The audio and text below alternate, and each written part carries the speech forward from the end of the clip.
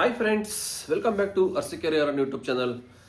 ಈಗೇನು ಎಲ್ಲೋ ಬೋರ್ಡ್ಗೆ ಏನಾದ್ರು bike taxi convert ಆದರೆ ಏನೆಲ್ಲ ರೂಲ್ಸ್ನ ಫಾಲೋ ಮಾಡಬೇಕು ಅಂತವ ಕೆಲವೊಂದು ಆಟೋ ಡ್ರೈವರ್ ಸಂಘಟನೆಗಳು ಹೇಳ್ತಿದ್ದಾರೆ.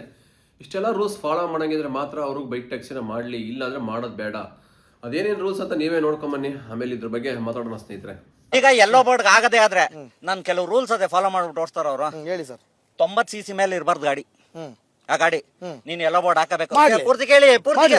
ಇನ್ನು ಕೇಳಿ ಸರ್. ಸಿಟಿ ಲಿಮಿಟ್ ಆಟೋಗೆ ಏನ್ ಕೊಟ್ಟವ್ರಲ್ಲ ಆ ತರ ಸಿಟಿ ಲಿಮಿಟ್ ಬಿಟ್ಟು ಹಾಚ್ಕೋಬಾರ್ದು. ಆಟೋಗೆ ಇವತ್ತು ಏರ್ಪೋರ್ಟ್ ಎಂಟ್ರಿ ಇಲ್ಲ, ಅವ್ನ ಏರ್ಪೋರ್ಟ್ ಒಳಗೆ ಬರ್ಕೊಡ್ದು. ಬೇಡ. ಅವ್ನ್ ಪ್ಯಾಸೆಂಜರ್ ಬಿಟ್ಟು ಒಂದೇ ಒಂದ್ ಲಗೇಜ್ ಇಟ್ಕೊಳಂಗಿಲ್ಲ, ಯಾಕಂದ್ರೆ ಆಟೋದಲ್ಲಿ ಬೇಡ. ಒಂದೇ ಒಂದ್ ಸೂಟ್. ಪೂರ್ತಿ ಕೇಳಿ ಸರ್, ಇನ್ನು ಬೇಡ ಅಲ್ಲ ಅವ್ರ ಹತ್ರ ಹೋಗಿ ಇದನ್ ಕೇಳಿ. ಮತ್ತು ಹೇಳಿ. ಒಂದ್ ಸೂಟ್ ಕೇಸ್ ಇಟ್ಕೊಳಂಗಿಲ್ಲ, ಅರ್ಥ ಆಯ್ತಾ? 2 ವೀಲರ್ ಅಲ್ಲಿ ಯೂನಿಫಾರ್ಮ್ ಹಾಕ್ಬೇಕು. ನಮ್ಗೆ ಹೆಂಗ್ ಪ್ಯಾನಿಕ್ ಬಟನ್ ಐತಲ್ಲ, ಅವ್ನಿಗೂ ಒಂದ್ 36 ಫುಟ್ ಪ್ಯಾನಿಕ್ ಬಟನ್ ಕೊಡ್ತೇವೆ, ಇನ್ನೊಂದ್ ಕೊಡ್ತೇವೆ ಗೊತ್ತಿಲ್ಲ, ಕೊಡು. ಕರೆಕ್ಟ್ ಸರ್, ನಾನು ಅದನ್ನ ಹೇಳ್ತಾ ಇರೋದು. ಪೂರ್ತಿ ಕೇಳಿ ಸರ್. ನೀವ್ ಇದನ್ನ ಹೋಗಿ ಆ ಬೈಕ್ ಟ್ಯಾಕ್ಸಿಯನ್ನ ಕೇಳಿ ಕೇಳ್ದೆ, ಇಷ್ಟು ಕೇಳ್ದೆ, ಬರ್ತವೆ ಅಂತ. ಕೇಳ್ದೆ. ನೀವು ಕೇಳಿಲ್ಲ ಸರ್. ನೀವು ಅರ್ಧಂಬರ್ಧ video ನೋಡ್ಬಿಟ್ರೆ ಹೆಂಗೆ ಸರ್? ನಿಮ್ ಇದನ್ನು ನಾನು ನೋಡ್ದೆ ಸರ್. ನಿಮ್ ಸರ್, ಇದನ್ನು ನಾನು ನೋಡ್ದೆ. ಅವ್ರಿಗೆ ನಾನು ಏನ್ ಕೇಳ್ದೆ ಗೊತ್ತಾ, ಆಮೇಲೆ- ಆಟೋದವರು ಮತ್ತೆ ಕ್ಯಾಬ್ ಚಾಲಕರಿಗೆ ಏನೆಲ್ಲಾ ನಿಯಮಗಳಿದೆಯಲ್ಲ, ಆ ನಿಯಮಗಳನ್ನ ನಿಮಗೆ ಇಟ್ರೆ ನಿಮಗೆ ಓಕೆ ಅವ್ರು ಓಕೆ ಅಂದ್ರೆ. ಆಮೇಲೆ ಇನ್ನೊಂದು ಇದೆ ಸರ್, ಆಟೋಗೆ ವರ್ಷಕ್ಕೆ ಇಷ್ಟೇ ಗಾಡಿ ಅಂತ ಪರ್ಮಿಟ್ ಅದೇ. ಅದ್ರ ಮೇಲೆ ಅವ್ರ ಗಾಡಿ ತಗೊಳಂಗಿಲ್ಲ. ಅವನಿಗೂ ಅಷ್ಟೇ ವರ್ಷಕ್ಕೆ. ಈಗ ಆಟೋಗೆ ಎಷ್ಟು ಕೊಟ್ಟವ್ರಲ್ಲ, ಅದ್ರಲ್ಲಿ ಒಂದ್ 10,000 ಗಾಡಿಗೆ ಪರ್ಮಿಷನ್ ಕೊಡ್ತೀವಪ್ಪ. ಬೈಕ್ ಟ್ಯಾಕ್ಸಿಗೆ 10,000 ಓಡ್ಬೇಕು ನೀನ್, ಆಮೇಲೆ ಓಡಂಗಿಲ್ಲ. ನೋಡಿದ್ರಲ್ಲ ಸ್ನೇಹಿತರೆ, ವಿಡಿಯೋ ಸ್ಟಾರ್ಟ್ ಮಾಡಕ್ ಮುಂಚೆ ಯಾರಾದ್ರೂ ಫಸ್ಟ್ ಟೈಮ್ ನಮ್ಮ ಚಾನಲ್ ನೋಡ್ತಾ ಇದ್ರೆ ಸಬ್ಸ್ಕ್ರೈಬ್ ಮಾಡ್ಕೊಂತೆ, ದಯವಿಟ್ಟು ಸಬ್ಸ್ಕ್ರೈಬ್ ಮಾಡ್ಕೊಂಡು ವಿಡಿಯೋನ ವಾಚ್ ಮಾಡಿ, ಹಾಗೆ ಲೈಕ್ ಮಾಡಿ, ಶೇರ್ ಮಾಡಿ. ನಿಮಗೋಸ್ಕರ every day bike taxi update ತಿಳಿಸ್ಕೊಡ್ತಾನೆ ಇರ್ತೀವಿ.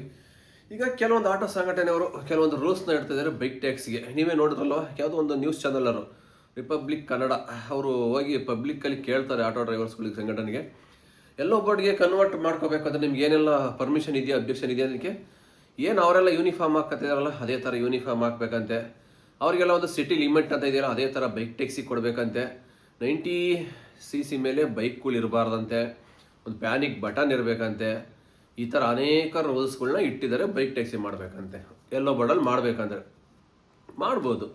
ಇದಕ್ಕೆಲ್ಲ ಅಬ್ಜೆಕ್ಷನ್ಗೆ ಒಪ್ಕೊಂತಾರೆ ನಮ್ಮ ರೈಡರ್. ಆಲ್ರೆಡಿ ಹೇಳ್ಬಿಟ್ಟಿದ್ದಾರೆ, ಸುಮಾರು ವಿಡಿಯೋಗಳೆಲ್ಲ ಕೇಳಿದಾಗೆಲ್ಲ ಹೇಳ್ಬಿಟ್ಟಿದ್ದಾರೆ, ನೀವೇನೇ ಒಂದು ರೂಲ್ಸ್ ಕೊಡ್ತೀರಾ ಬೈಕ್ ಟ್ಯಾಕ್ಸಿ ಇಲೀಗಲ್ ಆಗಿ ಎಲ್ಲೋ ಬೋರ್ಡ್ಗೆ ನಾವು ಮಾಡೋಕ್ಕೆ ರೆಡಿ ಇದ್ದೀವಿ. ಯೂನಿಫಾರ್ಮ್ ಬೇಕಾದ್ರೆ ಹಾಕ್ಕೊತೀವಿ, ಕಂಪನಿ ಎಲಿಮೆಂಟ್ ಕೊಟ್ಟರೆ ಅದನ್ನೂ ಹಾಕ್ಕೊತೀವಿ. FC ಕಟ್ಟಬೇಕಾ, ಇನ್ಸೂರೆನ್ಸ್ ಕಟ್ಟಬೇಕಾ, ಏನು ಮಾಡಿಸ್ಕೋಬೇಕು ಹೇಳಿ, ಎಲ್ಲ ಮಾಡಿಸ್ತೀವಿ. ನಮಗೆ ಬೈಕ್ ಟ್ಯಾಕ್ಸಿಗೆ ಪರ್ಮಿಷನ್ ಕೊಡಿ ಲೀಗಲ್ಗಿಂತವ. ಸುಮಾರು ದಿವಸದಿಂದ ಇದೇ ವಾದ ನಡೀತಿರೋದಲ್ವಾ. ಅದನ್ನು ಮತ್ತೆ ಇನ್ನೊಂದು, ಇವ್ರು ಇಷ್ಟೇ ಗಾಡಿಗಳು ಪರ್ಮಿಟ್ ಅಂತ, ಗಾಡಿಗೆ ಒಂದು 10,000 ಗಾಡಿ 10,000 ಪರ್ಮಿಟ್ ಇರಬೇಕಂತೆ. ಅದು ಜನಕ್ಕೆ ಎಷ್ಟು ಬೇಕೋ ಅಷ್ಟು ಅವ್ರು ಪರ್ಮಿಟ್ ತೊಗೊತಾರೆ. ಈಗ ಬೆಂಗಳೂರಲ್ಲಿ 2.5 ಲಕ್ಷ ಬುಕ್ಕಿಂಗ್ ಆಗುತ್ತೆ ಅಂದರೆ ಡೈಲಿ 10,000 ಗಾಡೀಲಿ ಡೆಲಿವರಿ ಮಾಡೋಕ್ಕಾಗತ್ತಾ? 2.5 ಲಕ್ಷನಾ? ಖಂಡಿತ ಆಗಲ್ಲ ತಾನೆ. ಎಷ್ಟು ಲಕ್ಷ ಆರ್ಡ್ರ್ ಬರುತ್ತೋ ಅದಕ್ಕೆ ಲಕ್ಷಗಟ್ಟಲೆ ಜನ ಇರಲೇಬೇಕು. ಒಬ್ಬ ರೈಡರ್ ಎಷ್ಟು ಡೆಲಿವರಿ ಮಾಡ್ಬೋದು? ಬೆಳಗಿನ ಸಂಜೆವರೆಗೆ ಮಾಡಿದ್ರೆ ಎಷ್ಟು ರೈಡ್ಗಳು ಹೊಡಿಬೋದು? 20ರಿಂದ 25 ರೈಡ್ ಮ್ಯಾಕ್ಸಿಮಮ್. ಅದು ಲೋಕಲ್ಲು ಲಾಂಗು ಎಲ್ಲ ಸೇರಿಸಿ ಮಿಕ್ಸಿಂಗಲ್ಲಿ. ಬರೀ ಲಾಂಗೇ ಹೊಡಿತೀನಿ ಅಂದರೆ 10 ಆರ್ಡ್ರ್ ಕೂಡ ಮಾಡೋಕ್ಕಾಗಲ್ಲ ಈ ಬೆಂಗಳೂರು ಟ್ರಾಫಿಕಲ್ಲಿ. ಇವ್ರು ಹೇಳೋ ಪ್ರಕಾರ ಬರೀ 10,000 ಜನ ಅಷ್ಟೇ ಇರಬೇಕು ಅಂತ ಹೆಂಗಾಗತ್ತೆ ಅಲ್ವಾ? ಅಷ್ಟು ಲಕ್ಷ ಬುಕ್ಕಿಂಗ್ ಆಗುತ್ತೆ ಅಂದಮೇಲೆ ಅದಕ್ಕೆ ಎಷ್ಟು ಬೇಕು ರೈಡರು ಅಷ್ಟಿದ್ರೇ ಆಗೋದು ಕಂಪ್ನಿಲಿ. ಇವ್ರು ಹೇಳೋ ಥರ ಎಲ್ಲ ಮಾಡೋಕ್ಕಾಗಲ್ಲ ಕೆಲವೊಂದೊಂದು. ಸಿಟಿ ಲಿಮಿಟು, ಅದು ಸಿಟಿ ಲಿಮಿಟ್. ಸಿಟಿ ಬಿಟ್ಟು ಏನಾದ್ರು ತುಮಕೂರು ಈ ಕಡೆ ಹೋಗಿನ ಹೊಸೂರು ಏನಾದ್ರು ಬೇರೆ ಬೇರೆ ನಗರಗಳಲ್ಲಿ ಮಾಡೋಕ್ಕಾಗ್ತದೆ ಡ್ಯೂಟಿನ.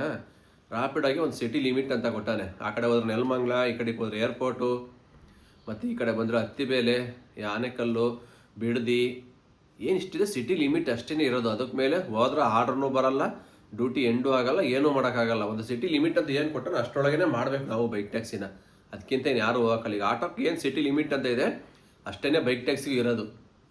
ಈಗ ಆಟೋದವ್ರೇನು ಬೆಂಗಳೂರಿಂದ ಆಚೆ ಹೋಗಿ ಏನಾದ್ರು ಡ್ಯೂಟಿ ಮಾಡೋಕ್ಕಾಗತ್ತಾ? ಅವ್ರ ಕೈಲೂ ಆಗಲ್ಲ. ಹಂಗಾಗಿ ಬೈಕ್ ಟ್ಯಾಕ್ಸಿನೂ ಅಷ್ಟೇ ಒಂದು ಮ್ಯಾಕ್ಸಿಮಮ್ ಸಿಟಿಯಿಂದ ಹೊರಗಡೆ ಹೋದ್ರೆ ಆರ್ಡ್ರೂ ಬರಲ್ಲ, ಅಲ್ಲಿವರೆಗೂ ಮಾತ್ರ ಲಿಮಿಟ್ ಕೊಟ್ಟಾನೆ. ಆ ಲಿಮಿಟ್ ಹೋಗಿ ಯಾರು ಮಾಡೋಕ್ಕೂ ಆಗಲ್ಲ. ಮತ್ತೆ ಹೇಳ್ತಾರೆ ಪ್ಯಾನಿಕ್ ಬಟನ್ ಮಾಡಿಸಿ.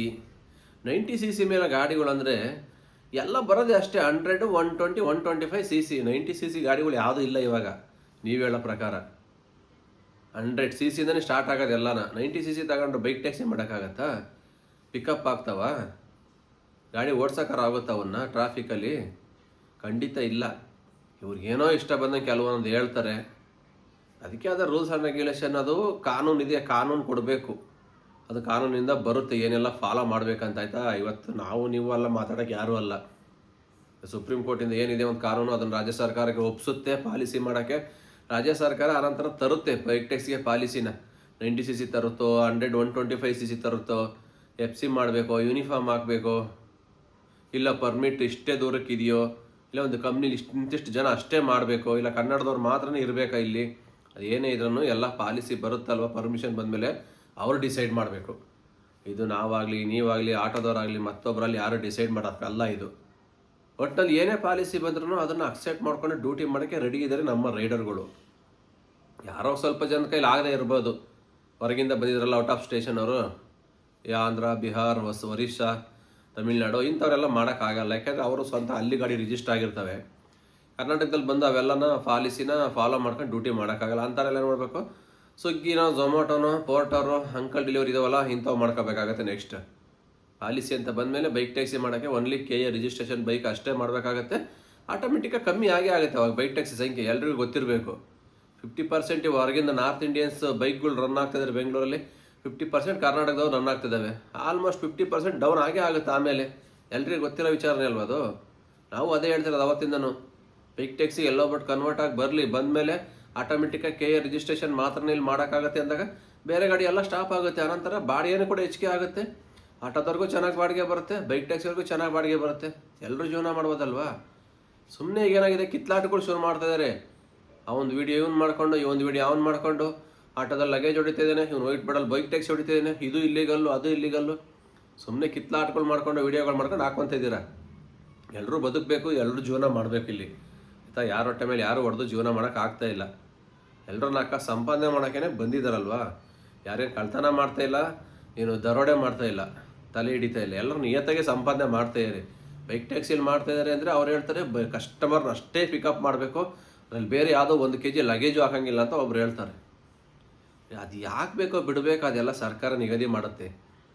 ಒಂದೇ ಕಸ್ಟಮರ್ನ ಈ ಬೆಂಗಳೂರು ಟ್ರಾಫಿಕಲ್ಲಿ ಯಾರೂ ಮಾಡೋಕ್ಕಾಗಲ್ಲ. ಎಷ್ಟೋ ಜನ ನಾವು ಲಗೇಜ್ ಆಟೋಗಳಲ್ಲಿ ನೋಡ್ತೀವಿ, ಸಣ್ಣ ಪುಟ್ಟ ಲಗೇಜ್ ಬಂದರೆ ಲಗೇಜ್ನೂ ಹಾಕ್ಕೊಂಡು ಪ್ಯಾಸೆಂಜರ್ನೂ ಹಾಕ್ಕೊಂಡು ಹೊಡಿಯೋರು ಇದ್ದಾರೆ. ಡಬಲ್ ಆಗಿ ಎಷ್ಟೋ ಜನ ಮಾಡ್ತಾರೆ, ಇಲ್ಲ ಅಂತ ಹೇಳ್ತಾ ಇಲ್ಲ. ಕೆಲವೊಂದಿಷ್ಟು ಜನ ಸುಮ್ಮನೆ ಹೇಳೋಕ್ಕಷ್ಟೇ, ಹೇಳೋಕ್ಕೇನು 1000 ಹೇಳ್ಬೋದು ಬಾಯಿ ಇದೆ ಅಂತವ. ಈಗ ಒಂದು ಸ್ಕೂಟಿ ಇರುತ್ತೆ, ಎಲ್ಲೋ ಒಂದು ಎಕ್ಸಾಂಪಲ್ ಪೀಣ್ಯಕ್ಕೆ ಹೋಗ್ತಾ ಇರ್ತಾನೆ, ಯಾವುದೋ ಒಂದು ಪೋಟ್ರಲ್ಲಿ ಆರ್ಡರ್ ಬಿತ್ತು, ಒಂದು ಚಿಕ್ಕದು 1 kg 2 kg ಐಟಮ್ ಕೊಟ್ಟರು. ಅದೇ ರೂಟ್ ಯಾವುದೋ ಇನ್ನೊಂದು ರ್ಯಾಪಿಡೋದಲ್ಲಿ ಯಾವುದೋ ಒಂದು ಬೈಕ್ ಟ್ಯಾಕ್ಸಿ ಬಿತ್ತು, ಕರ್ಕೊಂಡು ಹೋಗೇ ಹೋಗ್ತಾರೆ ಎಲ್ಲರೂ. ಏನು ಬರೀ ನೀವು ಬೈಕ್ ಟ್ಯಾಕ್ಸಿನ ಅಷ್ಟೇ ಹೊಡಿಬೇಕು, ಲಗೇಜ್ ತಗೊಂಡು ಹೋಗಿಲ್ಲ ಅಂತ ಎಲ್ಲರೂ ರೂಲ್ಸ್ ಇದೆಯಾ? ಇಲ್ಲ ಕೋರ್ಟ್ರಿಂದ ಏನಾದ್ರು ಆರ್ಡರ್ ಕಾಪಿ ಬಂದಿದೆಯಾ? ಇಲ್ಲ ತಾನೇ. ಜನಕ್ಕೆ ಹೆಂಗೆ ಅನುಕೂಲ ಆಗುತ್ತೆ ಹಂಗೆ ಮಾಡೇ ಮಾಡ್ತಾರೆ. 1 kg 2 kg ಐಟಮ್ ತಗೊಂಡು ಇಲ್ಲಿಂದ ಒಂದೇ ಆರ್ಡ್ರಿಗೆ ಹೋಗೋಕ್ಕಾಗುತ್ತಾ? ಅವ್ರು ಕೂಡ ಅಮೌಂಟ್ಗೆ ಎಲ್ರಿಗೂ ಗೊತ್ತಿರಬೇಕು ಇವಾಗೆಲ್ಲ ಅಗ್ರಿಗೇಟ್ ಕಂಪ್ನಿ ಎಷ್ಟೆಷ್ಟು ಅಮೌಂಟ್ ಕೊಡ್ತಾಯಿದ್ದಾರೆ ಅಂತ. ಮುಂಚೆ ಇತ್ತಲ್ಲಿ 2 ವರ್ಷ 3 ವರ್ಷಕ್ಕೆ ಇರ್ತಕ್ಕಂಥ ಅಮೌಂಟ್ಗೆ ಇವಾಗ ಸಿಕ್ಕಾಪಟ್ಟೆ ಡಿಫ್ರೆನ್ಸು.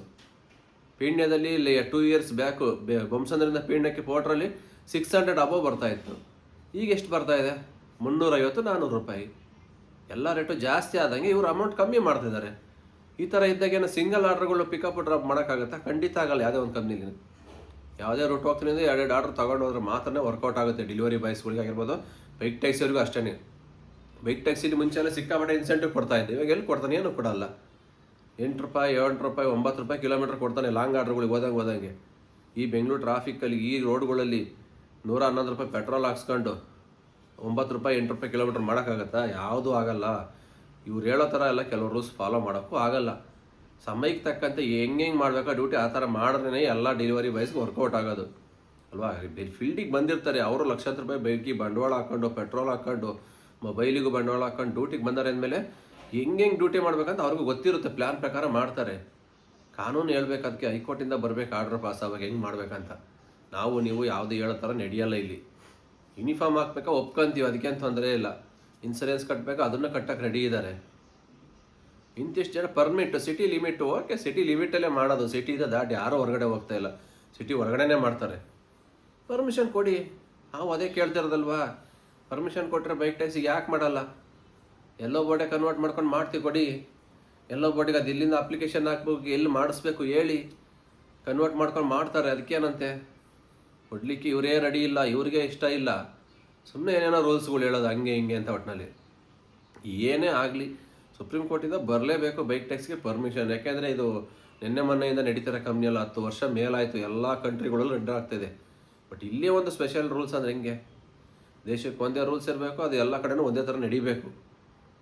ಆದಷ್ಟು ಬೇಗ ಬರಲೇಬೇಕು ಎಲ್ಲ ಬೋರ್ಡ್ಗೆ. ಯಾಕೆಂದರೆ ಈಗ ದಿನನಿತ್ಯ ಕಿರಿಕಿರಿ ಜಾಸ್ತಿ ಆಗಿದೆ ಹುಡುಗರಿಗೆ. ಒಂದಲ್ಲ ಒಂದು ಕಡೆ ಹಿಡಿತಾನೆ ಇರ್ತಾರೆ. ಆಟೋದವರಾಗಿರ್ಬೋದು, ಆಟೋದವರಾಗಿರ್ಬೋದು, ವಿಡಿಯೋಗಳು ಮಾಡ್ತಾ ಇರ್ತಾರೆ, ಹಾಕ್ತಾ ಇರ್ತಾರೆ, ಕಿರಿಕಿರಿ ಉಂಟು ಮಾಡೋದು. ಇವೆಲ್ಲ ತಪ್ಪಬೇಕು. ನಾವು ಲೀಗಲ್ಲಾಗಿ ಎಲ್ಲರ ಥರ ರಾಜಾರೋಷ ಡ್ಯೂಟಿ ಮಾಡಬೇಕು ಅಂದರೆ ಒಂದು ಲೀಗಲ್ ಆಗಿ ಬರಬೇಕು ಬೈಕ್ ಟ್ಯಾಕ್ಸಿ. ಅಲ್ಲಿ ಗಂಟೆ ಏನು ಹೋರಾಡಬೇಕು ಹೋರಾಡ್ತಾರೆ ಹುಡುಗರು.